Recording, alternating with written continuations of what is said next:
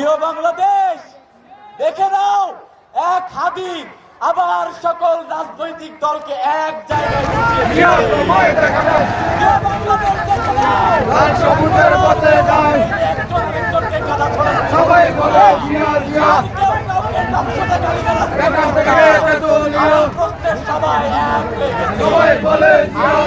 কথা বলবো না, সবাই সেটা হচ্ছে এই ইন্টারিমের শতভাগ ব্যর্থতার কথা বারবার সবার কথায় আসতেছে।